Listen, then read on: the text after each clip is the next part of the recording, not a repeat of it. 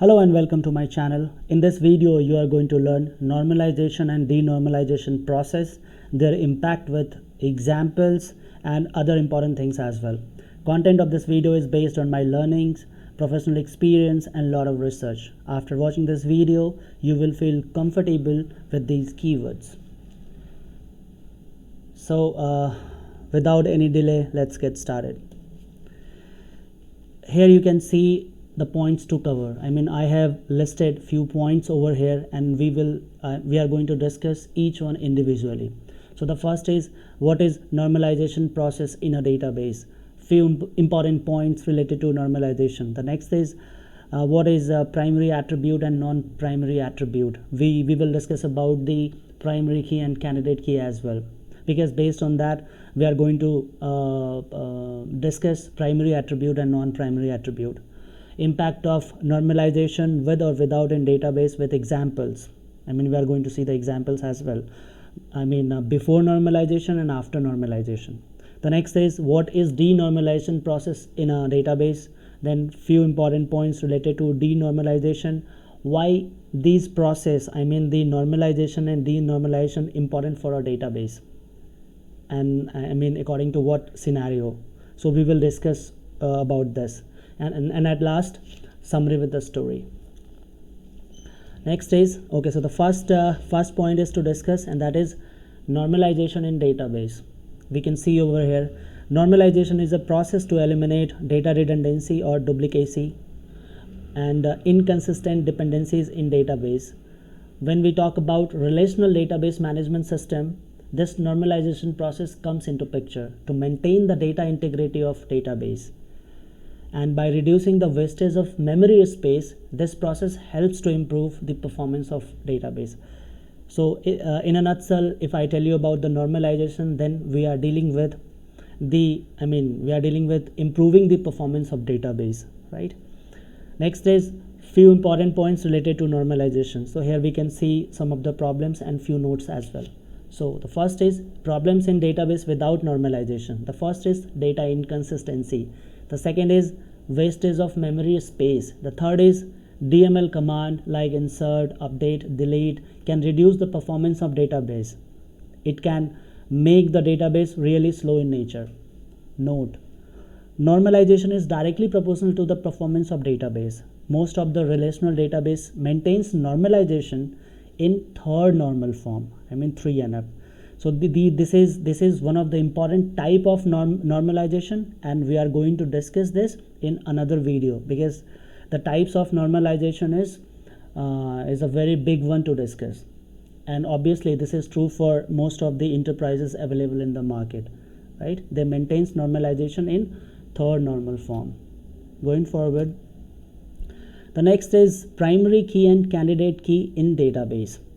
These are really important to understand, because going further we will also discuss about the type of normalization and their uses. So before that, these things are really important to understand. So first we are going to understand about primary key and the candidate key in database. Few points I have listed over here. We can see that primary key is a unique and not null key which identify a record uniquely in tables. A table can have only one primary key. It's important. A table can have only one primary key. Candidate key is also a unique key to identify a record uniquely in a table, but a table can have multiple candidates key. The second is, and this is important, primary key can be a candidate key, but candidate key cannot be a primary key in a table. Just below you can see, let's suppose we have a table and that is student, and few columns we have taken over here. So you can see the field's name, the student ID, roll number, first name, last name and the email. You can see as per the fields, we can understand student ID, we can take it as a primary key because it is a unique one and it is going to identify each records uniquely without any repetition, right? And regarding the candidate key, 3 columns or 3 fields we can take as a candidate key. The first is student ID, the second is roll number, and the third is the email. Because for a particular student, we can give only one student ID, one roll number and one email. right, to identify that student uniquely. So you can see over here about the primary key and the candidate key in a table. The next is primary attributes and non-primary attributes. So an attribute which is a part of candidate key is known as primary attributes, whereas attributes which is not a part of primary key is said to be non-primary attributes. Here, let's suppose again there is a table that is student, and we have 4 columns. I mean the 4 columns we have taken over here just for the example, and that is student ID, project ID, student name, and the project name. First two, the student ID and the project ID, this is a part of candidate key, uniquely identify. That's why this is the primary attributes, and the rest, student name and the project name, both are non-primary attributes. Okay, going forward. Now this is a time where we are going to see the impact of normalization with or without in a database. Okay, so the left section we can see here we have mentioned, we have mentioned a table that is employee, and the structure of employee table in the left section is without normalization, and we are going to discuss about the issues with this table and how we are going to reduce this. The right section you can see we have 2 tables taken, and you can see the structure of tables with normalization, right? So how we are going to deal with this, we are going to see individually. Okay, so let us take an example to understand the impact of normalization in a database. That first is the employee table. So you can see we have taken over here the 4 columns: the employee name, salary, department name, and the department head. So by looking at this table, we can understand issue with a database prior to the implementation of normalization. How? Let's suppose we have to do some 1000 entries of new records of employees in this table. Then each time we have to repeat the department name and head where they belong to. So there would be some wastage of memory space because we are going to repeat this. That's why it is going to take more space, the memory. That's why this will come under as a wastage of memory space. Because of this repetitive data entries in the table, right? There are some wastage of memory space, and we will have to apply some DML command for this. Just to insert 1000 entries, right? But without normalization, if we are going for any DML command like the insert command, right? So it is going to it can degrade the performance of database due to slowness available there. And why this is why the slowness we will discuss further. And the next the example we can understand by looking at this table, that let's suppose there is a scenario where head of HR department has changed due to some internal or external movement. Now you can see the department name is HR and the department head we are taken as the Amit. Let's suppose there is some scenario where Amit moved to the other organization and there is a new department head for the HR, right? Due to some internal or external movement. Then after, if we have to update the existing entries of records with this new changes, so you can understand how many times we have to repeat this. There is one change. Let's suppose Sumit instead of Amit as a department head for the department name HR, and we have to go for 1000 entries for this. We have to update this, and it is going to enough time, right? Enough time. And obviously there would be some data inconsistency as well, because a lot of repetitive data there, and the data inconsistency is the another problem of a table without normalization, right? And now these are the issues we have seen without normalization, a table without normalization. Likewise, let's suppose we are going to apply the normalization process in this database for this employee table. What we have done, that we have divided this table into 2 tables. The first is the employee table and the second is department table. So you can see in the department table we have 3 columns: the department ID, department name, and the department head. And here we have taken the department ID as a as a primary key for this department table. So D1 is for the analytics, D2 is for the operations, and D3 is the HR. We can see by looking at this table. And the next table, we have created the employee table, where we have taken 4 columns: the employee ID, employee name, the salary, and the department ID. Now you can understand that the employee ID we have taken over here as a primary key, and the department ID we have taken over here as a foreign key. And by using the relationship of primary key and foreign key, we are going to link these 2 tables, right, to get the data as per the requirement, right? Or let's suppose now if any department head changes, then we only need to make changes in department table for once. We do not have to go for 1000 entries to update the table. We just have to update in the department table for once, right? And it will automatically reflect when wherever we will use, wherever we are going to use the logical linking, between the employee table and department as per the requirement. So the first issue of the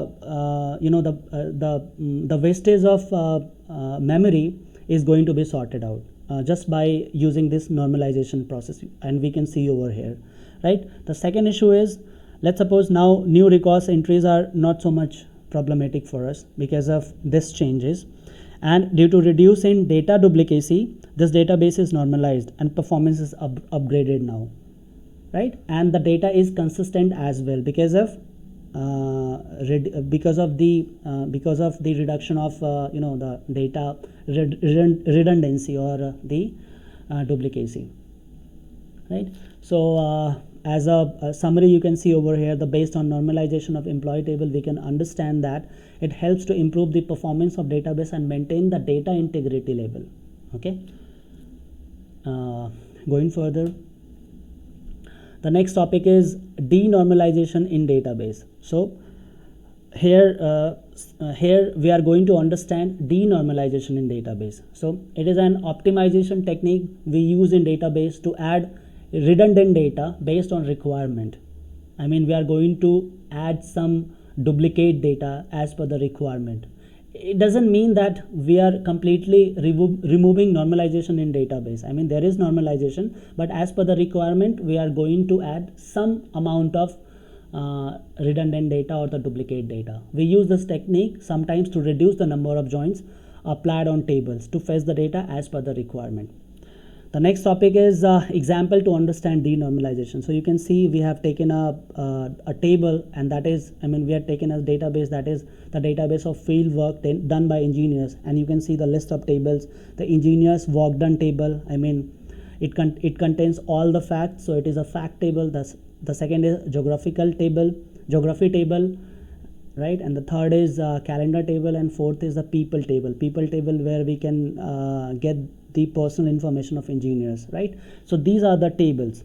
Now let's suppose we have to do some analysis based on these tables, where it is compulsory using all 4 tables. We have to design a query using all 4 tables. Means we need to apply at least 4 joins in the query to design, right? Just to fetch that raw data. Then based on that raw data, we would be able to perform that analysis. Means we have at least 4 joins over here. But you can see it can introduce some slowness while fetching the data. It will take enough time to get the to provide the output because of the slowness, right? And this is happening due to higher number of applied joins, right? So if we can reduce the number of joins by adding some redundant data in the fact table, it will make the process faster compared to the previous one. Let's suppose we have applied, initially we have applied 4 joins because of these 4 tables, and let's suppose we have to do some analysis on yearly basis, and what we have done, we have added some let's suppose we have a year column in the calendar table, and we have added in that the fact table as well, right? So we do not have to use the 4 joins over here because of the less number of table. So it will it will make the process faster compared to the initial one, right? So this is about the denormalization process. Going forward, here we can see the few points related to denormalization. These are really important points why we use denormalization process in a database. So since in this process we reduce the number of joins, so it make fetching data faster. It increase the speed to fetch the data.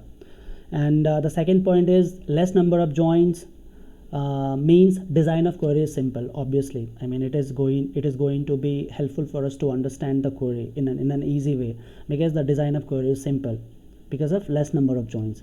The third point is it can make DML command very complex to implement. So this process is effective only we need to fetch the data as per business requirement, where some redundant data cannot affect the design. As simple as that. The next point is it can increase the chance of data inconsistency because of the addition of redundant data, definitely. But if somewhere the denormalization is important, this optimization technique is useful as per the requirement, we will introduce this.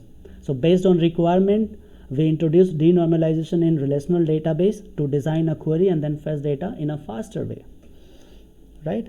And at last, we will discuss about the summary, what we have discussed with the story. So as we also are aware that today's world is a connected world, right? And it is based on data.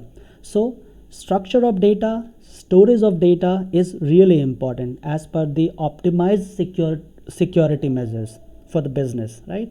If any enterprise is using data and it is optimized as per the security measures, the storage of data as per the security measures, then it is really helpful for the business, because it will help us to identify the insights, trends, patterns, and that is really going to help us for the decision makings, right?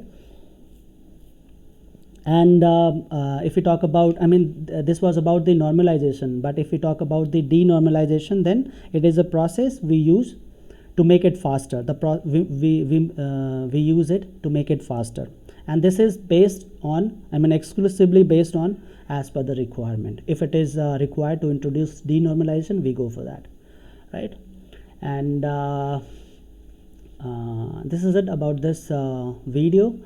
In the next video, we are going to discuss about the type of normalizations, the types of normalizations, where we will discuss about the first normal form, the second normal form, and the third normal form with examples in a detailed way, right? Okay, so thank you for watching this video. Please like and subscribe this channel if you really like the content of this video. Thank you.